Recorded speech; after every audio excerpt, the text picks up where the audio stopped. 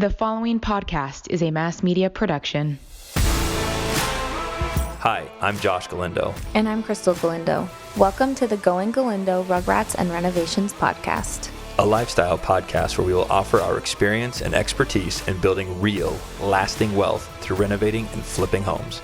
And the chaos that comes with balancing a family of 6, leaving nothing unsaid. Follow our wild ride we call life and apply our lessons to your own journey.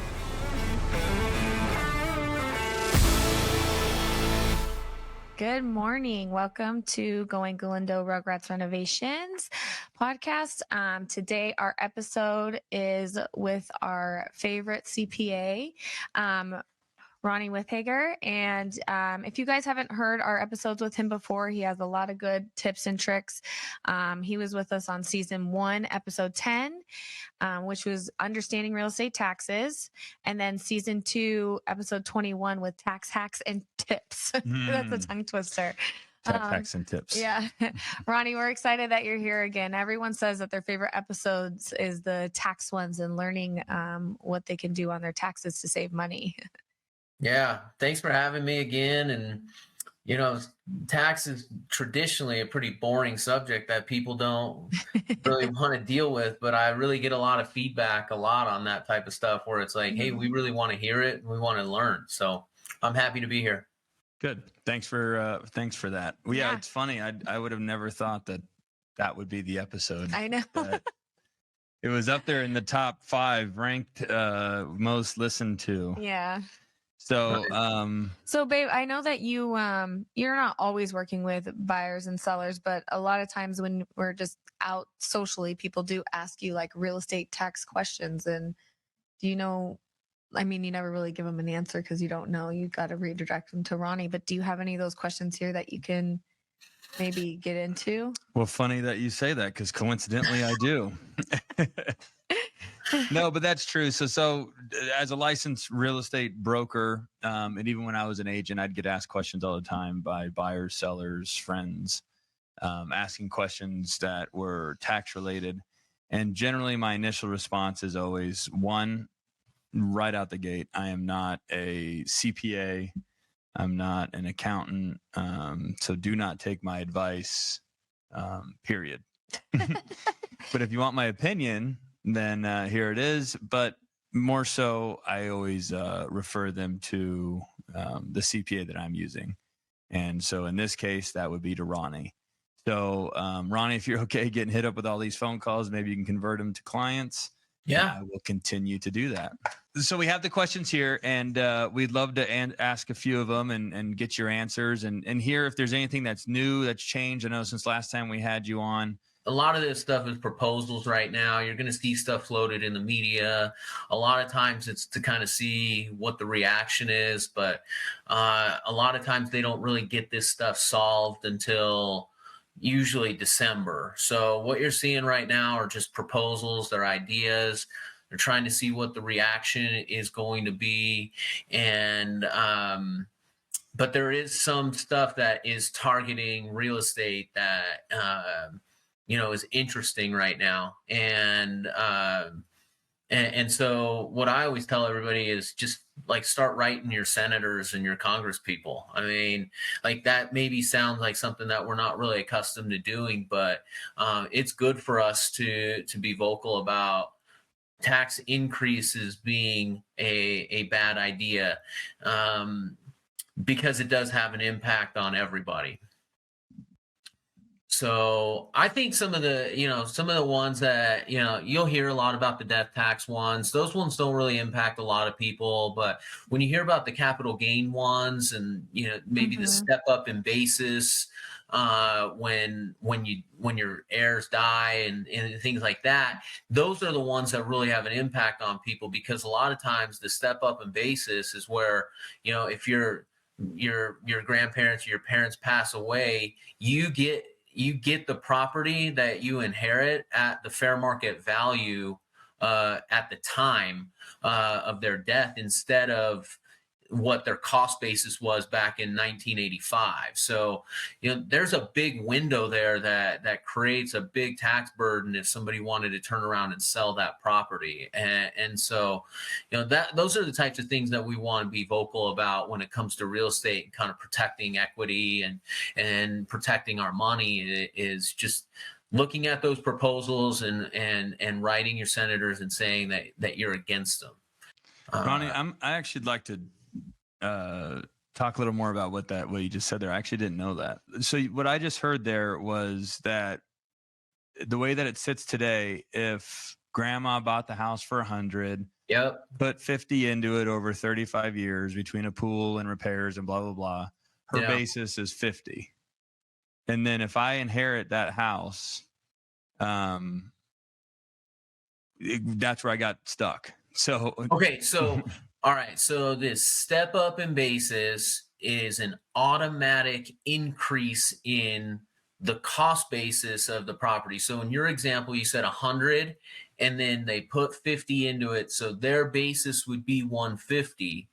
So if the house 30 years later, I went the wrong direction. That was the thing. So got it. So sorry. So if the house is now worth 500 grand and Josh inherits that house, if you sold it, the day after she passed away, you would pay no tax because your cost basis is now 500 grand. You got an automatic step up. So the way that it sits today is it automatically steps up to fair market value. Correct. So the basis. So it raises. Yeah. So I mean, like families can. Yeah. No. Families can pass real estate onto their heirs in pretty much a tax-free way, and whereas that has always been something that the government has wanted to change. People have taken so much advantage of that they wanted to change it for a long time, but. You guys have a lot of rental properties. When in the future, when you pass away and you wanted to hand those off to your kids, if there's a lot of appreciation in them, they would be able to sell that entire portfolio if they wanted to and pay no tax. And that's why we always tell people, especially older people that have properties, we're like, no, don't sell them yet. You need to die first. Let your kids sell them. So anyways, that's just one of the things that's proposed. I mean, there may be some limits on it. They've talked about, if the equity's over $1 million, or maybe there'd be exemptions for farmers. Like there's some stuff like that they're trying to put in that they may put into place to offset it. But like I said, it's one of those things where we really don't know how it's going to shake out. A lot of times it happens in December, but the way the government's been, with the financial world lately, they'll probably figure it out in like March and then say, oh yeah, by the way, it's, retroactive to last year or something like that, after we've already done tax returns. So sounds terrible. Yeah. But this is how the government works these days. Like I doubled down on that topic because I don't have it here on my list, but I wanted to get educated on it. Yeah. So, no, it's a good one. It's important for people to understand. So then what they're trying to do, just to summarize that, they're trying to make it so that your basis is whatever the person that left it to you is. Correct. That would be, again, it's a proposal. It may never happen, but that'd be a big tax bill. Yeah. Huge tax bill. And a lot of people are dying in the next 15, 20 years too. Yeah. Like, the baby boomers are going down. There's a lot of assets being transferred right now. They know what they're doing. They know what they're doing. Yeah. That's why they're proposing it. Hey guys, if you're looking for some family fun, check out Circus Circus Hotel and Casino. At Circus Circus, there's something for everyone. Have a blast inside the Adventure Dome. It's a 5-acre indoor theme park with 25 rides, including their newest thrill ride, Nebula Z. Or act like a kid again at the Midway, playing arcade games or enjoying their daily free circus acts. Looking for a special date night? Look no further than their award-winning restaurant called The Steakhouse, voted best steakhouse in Las Vegas. And Circus Circus offers affordable room rates starting at $29 per night. Book your stay today at circuscircus.com. let's jump into the first question here. So, if you own real estate, what are the two types of housing related taxes you're responsible for? Okay. So, obviously the most recognizable one is going to be property taxes or real estate taxes. All of us are accustomed to those. And I think one thing to maybe preface as we go through some of the questions here is that you can own real estate as your personal residence, and then you can own real estate as an investment or as a rental. And with a lot of the things that we may talk about today, the rules could be different between personal investment and as like your personal residence, and then also as like we have this as a business, we rent properties or we flip properties. The rules can be different when it comes to those two things. So, for this question though, you're going to have your normal real estate taxes. You may have, if you have an LLC set up and you live in California, you may have state taxes that are tied to your real estate, and you also may have capital gains taxes if you're selling property. So there's a lot of different taxes that kind of go along with this, but those would probably be the ones that are the major ones that we would want to talk about. So explain property taxes, also called real estate taxes. Yeah, real estate taxes. So who taxes, collects those? Is it the federal government? Is it at the state level? What do they go towards? Yeah, it's going to be municipality based. So, county based is going to collect real estate taxes. They're usually 1% to 3% of the assessed value of the property. And every municipality is going to treat property taxes different.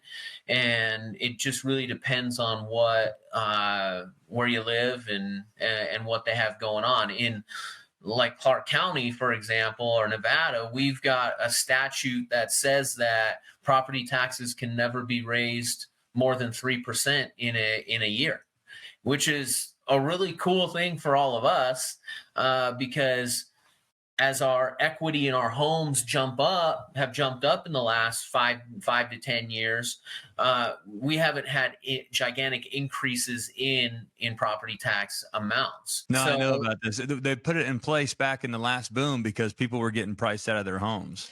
Yeah. So what happened was, yes, it was going crazy. It went crazy, right? And everybody was seeing these huge jumps or whatever. And so they put the statute in place to make it to where they couldn't kill anybody in it.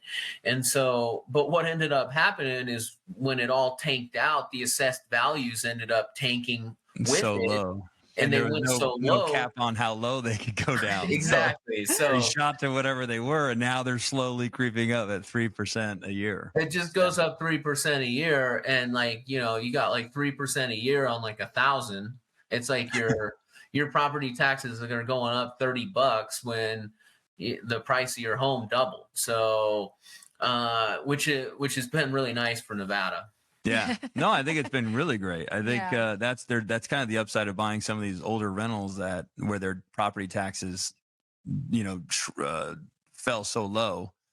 Now it's I have clients in like California and Texas and Illinois, different places like that too. I mean, like you'll have property taxes there. People pay 10 grand easy in just property taxes. Whereas like we're so spoiled in Nevada where it's like, I think on mine were like $1,500 a year or something like that for a long time. Yeah, they're nothing. Yeah. You know where you get hosed though is if it's a new build, because they assess it based off its value right away. Yeah, I never had the opportunity to go down. And let's talk about capital gains taxes. And what's funny about this one is recently I had to educate myself on you have to live in the home for a total of 2 years in the last 5.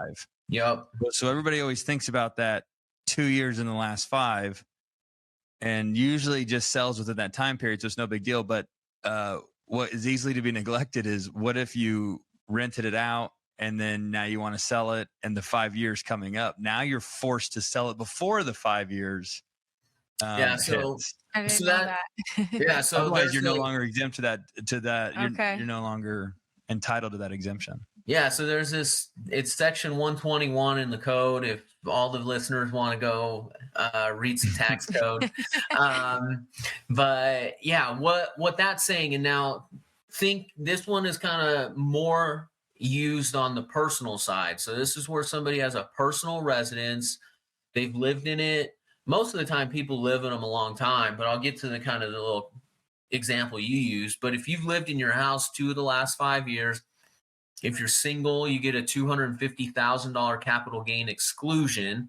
If you're married, you get a $500K capital gain exclusion. So what that means, if you bought a house for $200,000, lived in it for 15 years, and then sold it for $700,000, and you're married, you do not have to pay any taxes, no capital gains tax on that. So if you first 500,000 on the first 500K, if you sold it for 800K, then you would pay taxes on 100,000 of capital gain. So that's primary residence exclusion. Now, let's say Josh, you used a different example. Let's say that you converted it to a rental. Okay, we lived there for the last 10 years, and then we converted it to a rental. In theory, you'd be able to rent that for 3 years before and then sell it, and you could still take advantage of the exclusion. But if you go beyond 5 years and it's not 2 of the last 5 years, then it's fully, there's no exclusion at all. So there are some little rules, like if maybe you were forced to move because of the military or something like that, you could get some partial exclusion. But, there is that kind of ticking time bomb. If you've decided to turn your personal residence into a rental property and you want to sell it a couple years later, then you got to keep track of the days on that. So I would call that a tax tip and trick and hack, or whatever you want to call it right there. That one, that's worth paying attention to, because it's easy to miss it. And then, all of a sudden on year 6, you want to sell. And you're like, holy shit, if I'd have made this decision last year, I would have saved maybe 100, I don't know, depending on what you sell it for, but tens of thousands of dollars in taxes. So let's go the other way on this. Let's say that you've had a rental property for years that has a lot of appreciation into it. I've had clients who are like, I'm going to move into the property for 2 years before I sell it. So that's a trick too, is you go the other way with it. So yeah, if you guys wanted for like the next 20 years, Josh, you guys could just move into each rental and then just keep selling them off every 2 years. So this is a cool trick though. This is definitely one of the most commonly used tricks in the code, and a lot of people know about it. I'm not telling you anything that most people don't know, but there is some planning that you want to keep track of, and you want to make sure that you are keeping track of that, because if you get into year 6, you're totally hosed. So it is something to be talking about. I like that. Everything there was good. Yeah. All right. Still on this tax topic, but it's another arm here. So if I sell my home this year, will I be subject to capital gains tax? If you ended up living in the house for 2 years and you had less than 500K of a gain, no, you wouldn't pay any tax. But if you bought the house a year ago, then you had appreciation, then you would.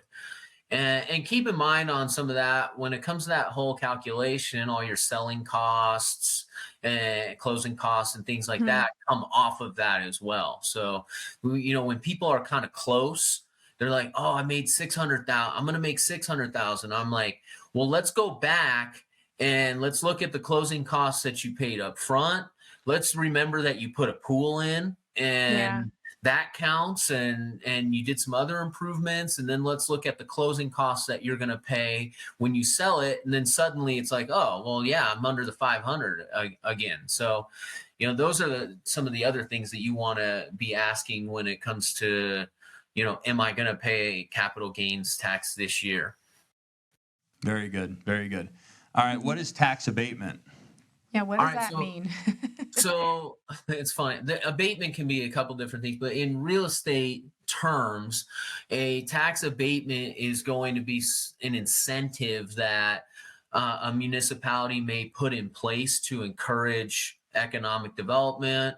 There may be certain cities that might say, if you build new houses in our city, then we're going to give you 50% off of the normal property tax for, the next 5 years. This is the type of stuff that you hear when it's like Elon Musk is going to build a battery center in, near Reno. And, this in order to encourage him to do that, Nevada is not going to charge him taxes, and everybody gets all pissed off because they're like, here's billionaires get all the tax breaks and all this kind of stuff. And so, this is an example of something like that. And so, in order to know what they are or to see them, I mean, this is probably something that like is good for, your brokerage and that sort of thing, to maybe go through and say, hey, these are the types of abatements that are out there. This is something that you can be talking to your clients about. It's not something that I, as the CPA, necessarily would implement like on a tax return. This is going to be kind of more, in the beginning stages of purchasing the real estate and applying for them and things like that. The king of this was Donald Trump in New York. Yeah, I mean, but I think the plaza with the Trump Hotel, he didn't have to. I'm sure I could go research him, but he didn't have to pay property taxes to New York for like 15 years. Well, exactly, but it's kind of like, I always I always get a little like stirred up a little bit when people get so mad about this, because it's like, okay, you know what? Like, we can turn away Elon Musk's project, or New York could have turned down Donald Trump's, but in the end, it's really no skin off of their backs. It's not money that they're collecting in the first place. So, Right. it's the opportunity cost is 50%, or the opportunity cost isn't there. But in order for, Donald Trump to build in New York, that's fine. But where this is happening even more often is, it's like, let's go to Detroit, and where Detroit is a slum, Right. what the city's saying is, it's like, hey, if you come invest in, the slums of Detroit, or, St. Louis, or wherever it might be, we're going to give you some incentive to do that. And that is what gets people to pour money into those communities. And then it's one of those things where it's like, that's the trade-off, and that is what is going to get people to invest in those communities and put money into those communities. So again, it's like we know what we're doing on that kind of stuff, and the states know what they're doing on that kind of stuff, but it seems to always be some kind of hot button, like political issue, like we're just giving incentives for the rich as if there's no trade-off. Yeah, like there's no risk for the rich guy that's going to go put $1 billion in the middle of the desert of Reno. Right. There's no risk. Yeah. Right. Yeah. No, I mean, they're there for a reason. They obviously work, or they wouldn't be there. Hey guys, listen, it's not too late to be a sponsor of the show. If you're interested in getting your business in front of our listeners, please send us a direct message on our Going Galindo social channels. Go into that abatement and exemption. Like, what's So- the difference between those two? So an exemption would probably be a little bit more of what the Trump example that you used is. You're not going to pay any taxes for 15 So years. exemption's almost zero. Yeah. And abatement is like subsidized. Yeah, and abatement seems to be a little more temporary too, whereas an exemption is something that's more permanent. So like you might see like, like maybe a city might do something for assisted living places, and they might just be like, hey, if you're doing old folks homes, we're going to give you a property tax exemption on that. Or maybe it might be like a senior citizen, veterans,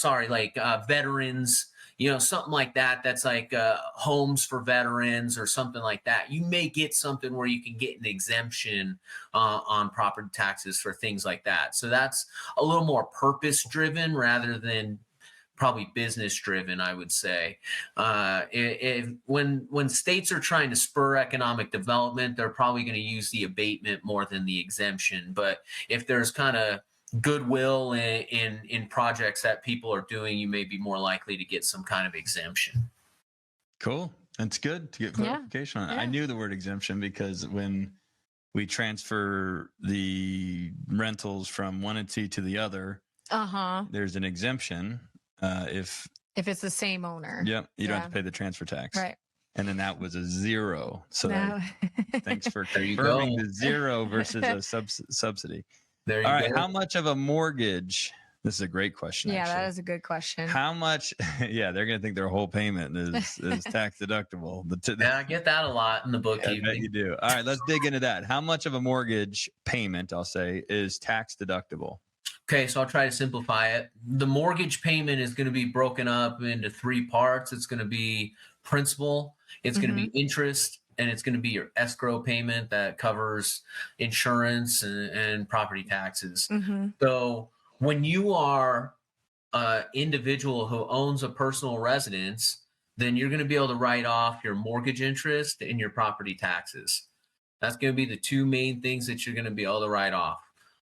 Can you write off the insurance? The insurance would not be deductible. At times, if you had PMI, mortgage insurance, that could be deductible, depending on where you're at income-wise. But as an individual, that's what you're going to get. You're going to get interest and property taxes. And you're only going to get that if those amounts come out to be more than the standard deduction. So in the Trump tax plan a few years ago, the standard deduction doubled. It increased a lot. And so people who tend to itemize their deductions maybe didn't itemize their deductions anymore because the interest in taxes was less than what the standard deduction was. So I kind of say it's interesting.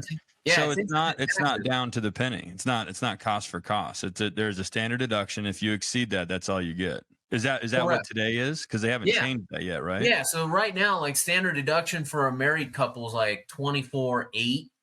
So $24,000? $24,800. The first $24,800 a married couple makes, it comes right off. It's a standard deduction. Now, the only way, so like, what do you mean makes? Did you mean to say makes? Yeah, earns, like their earned income. So if you make like wages $24,800, that you first pay no tax on that. Yeah, you pay no tax. But I thought we were talking about the payment, like the costs associated with the mortgage payment. Right. So like what I'm saying is from a standard deduction, you have to have mortgage interest and taxes that would be more than $24,800 to benefit from it. Otherwise, you would just take the standard deduction. So I'll give you an example. If you've got interest and taxes that equal $15,000, then the house does no benefit for you because you get a $24,800 standard deduction. So that's a question I'll get a lot. Like, hey, if I buy a house, how much is that going to save me in taxes? And it's like, well, it could save you almost nothing. It could make no difference to your taxes, actually. But if it's less than 24,800. Yeah. So, mortgage interest, taxes, charitable deductions is mostly what's going to make up your deductions. So that has to get over the 24,800 number. If it doesn't get over the 24,800 number, it doesn't benefit you. So to answer the question, it's like how much of the mortgage is tax deductible? For people who file a standard deduction tax return, none of it is helping them. Wow. Okay. That was good. Yeah. That was good. Okay. All right. So, well, let me do one more thing. Sorry to cut you off, but one other thing. If you're an investor though, and you have a rental property, I was gonna say, should we talk about investment property? So go ahead. If you're an investor, you got a rental property, then it's more. You're never going to get benefit for your principal because your principal is being depreciated. Your house is taking depreciation, so the principal is not deductible, but your interest, your taxes, your insurance, your depreciation, all of that stuff is going to be deductible against the rental property, plus any of the other stuff that you're going to have for cleaning and maintenance or HOA fees, repairs, all that sort of stuff. One thing that I'll point out that is a tip, trick, and hack is that when you purchase a property, you're going to get this HUD statement that has a lot of payments that you made for different things.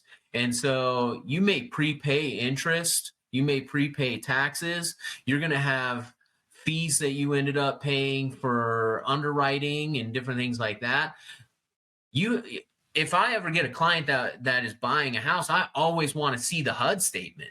I don't want to just ask somebody, hey, what'd you pay for the property? And then they're like, oh, it was $200.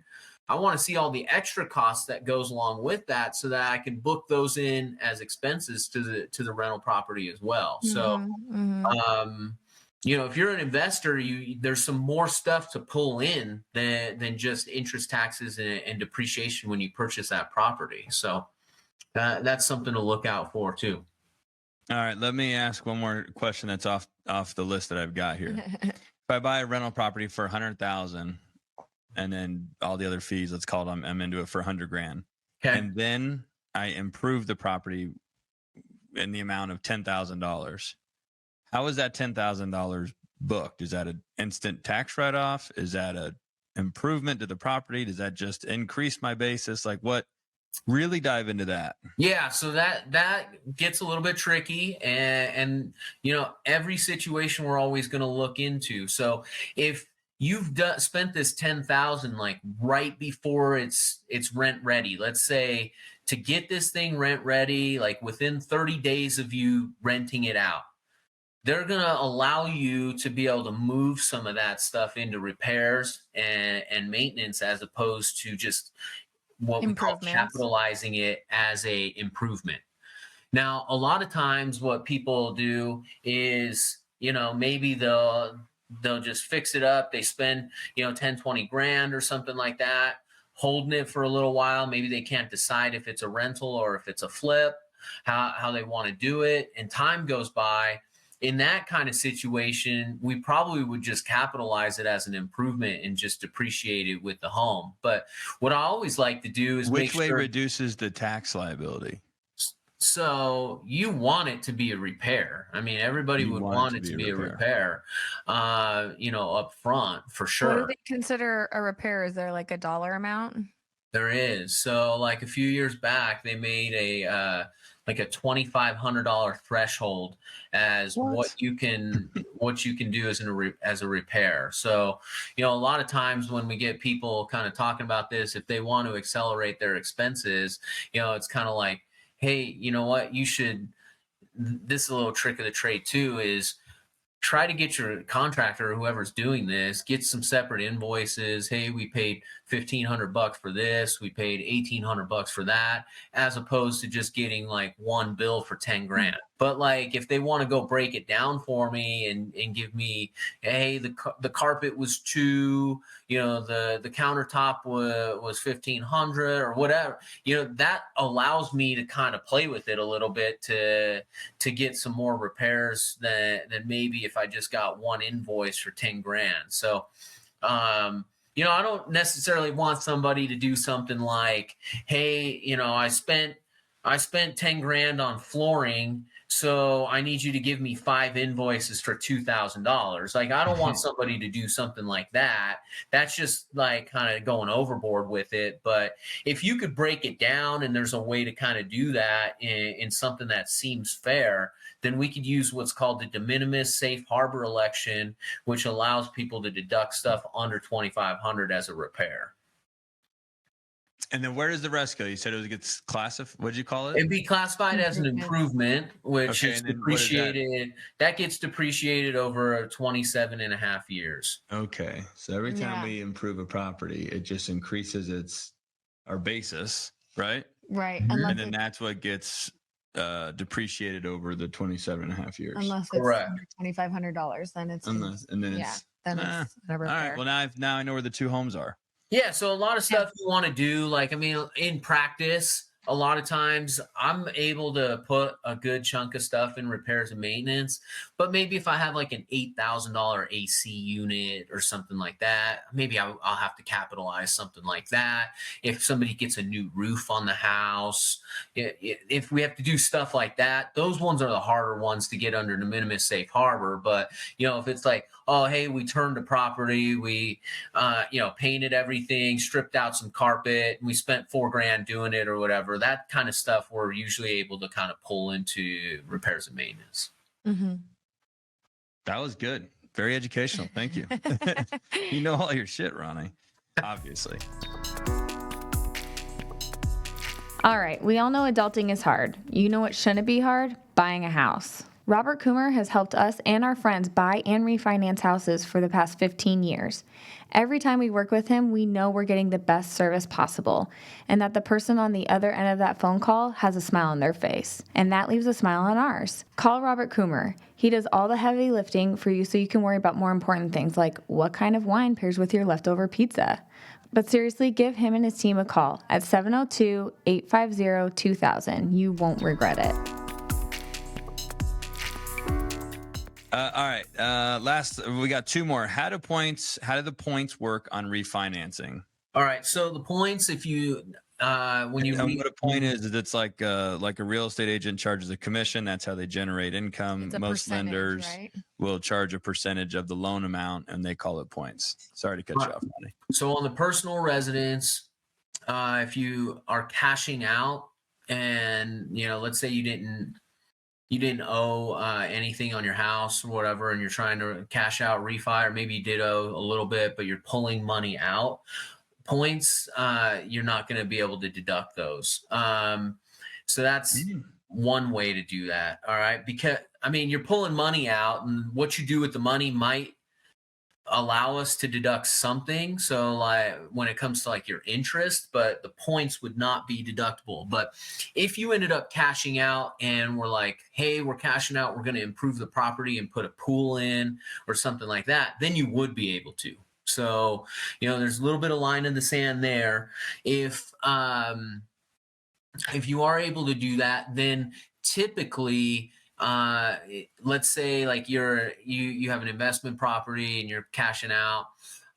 Typically the points are going to be amortized over the life of the loan. So, if you spent $3,000 and you got a 30-year loan, you're going to be able to deduct $100 a year through amortization. So a lot of times points, if you're just buying a residence and paying down your interest rate, this is kind of on the personal side, those points are going to show on your 1098 that you get on the mortgage statement, and again would go on as an itemized deduction. So that's kind of how they work in different ways, whether you're individual, if you're an investor, but it's something that we're always looking out for when somebody's refining.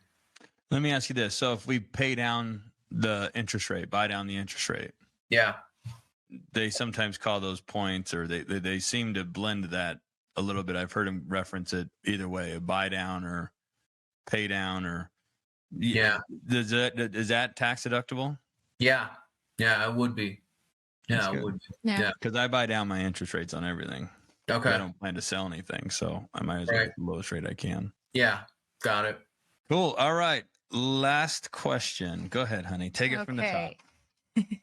I don't know how common this would be anymore, but is a short sale going to affect my taxes? Okay, so yeah, you're right. It's not as common as it used to be. 10 years ago, this was like all we did. Right. Like this is like all we were doing were these things. And so yeah, a short sale can affect your home and just affect your tax situation. And the reason that it would is because, let's say you've got a $300,000 loan with the bank and your property is worth $200,000.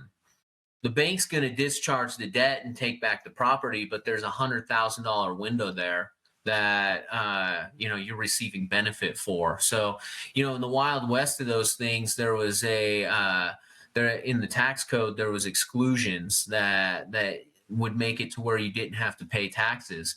Now they issue you a 1099-C for the discharge of debt, but now it's kind of like, well, what do I do with this thing? And there are certain scenarios where maybe you can get it discharged. So, if you're declaring bankruptcy, there's a way to get the debt discharged and not have it create a taxable event.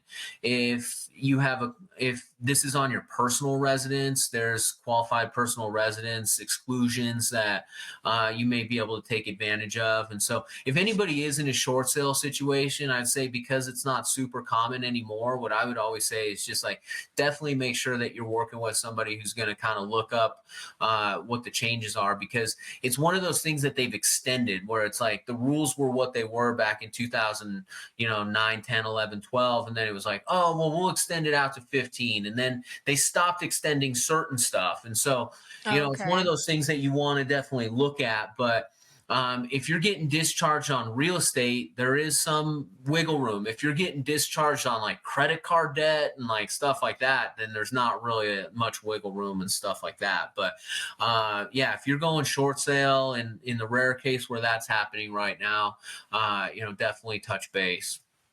So, Ronnie, you kept mentioning discharge. I don't know if everybody out there understands that, so I want to kind of put it in layman's terms. So, if in the event that your house that you owe $300 and you sell it for $200, the bank has, to what Ronnie just said, the bank has forgiven $100,000. Mm-hmm. The IRS looks at that as like a gift. So then the bank's going to issue you a 1099, and you said 1099-C. C. So, and then what that is that's income.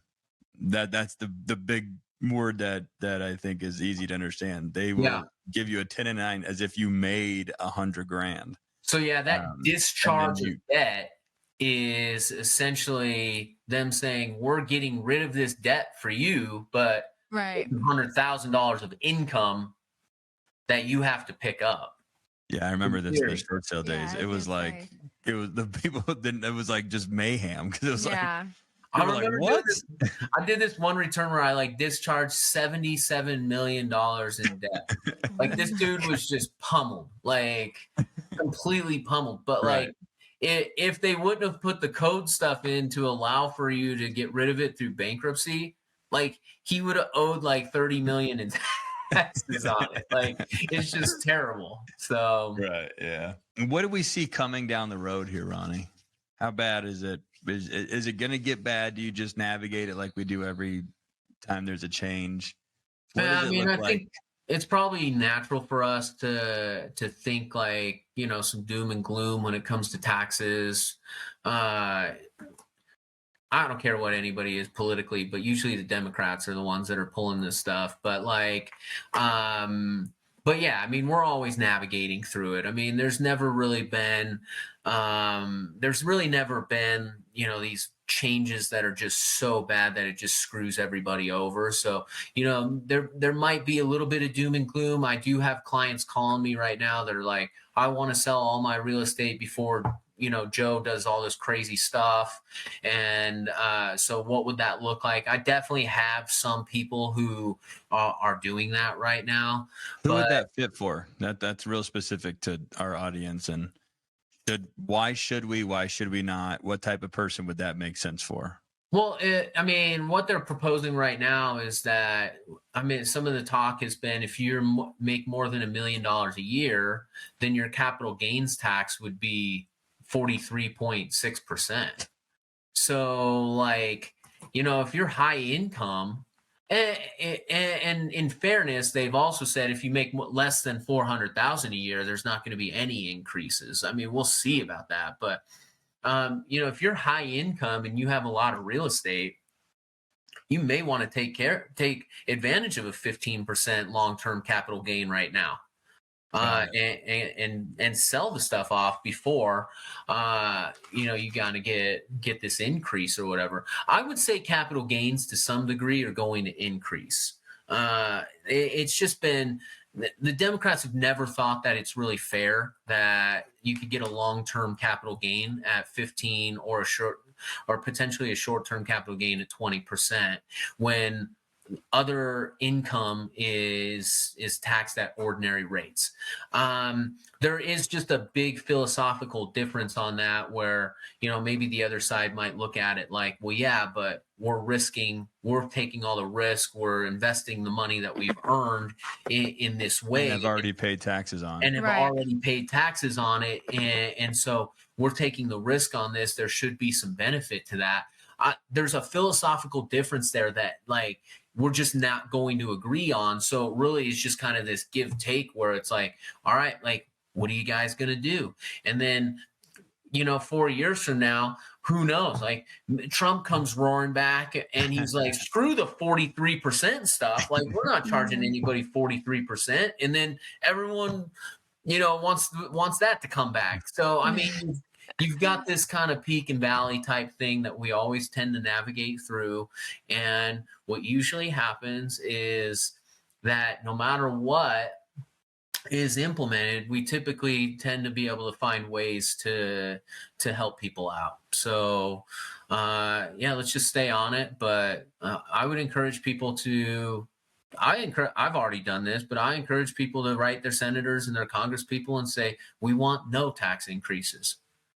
And what we want, and it's hilarious to me because it's like, from a fiscal perspective, I saw something the other day where they're like, corporations had $40 billion in profits that weren't taxed. And I'm like sitting here thinking like, okay, so even if you tax them 25%, that's $10 billion. $10 billion to a government that takes 3.5 trillion in is like somebody believing that they're going to create financial stability for themselves by canceling their Netflix bill. Like $10 billion to us seems crazy, but it's like literally It's a drop in the bucket. Yeah. And And so, I always write the senators and I say, increasing taxes is not the solution. It's being more fiscally responsible with spending. And if we can focus on that right now, as opposed to,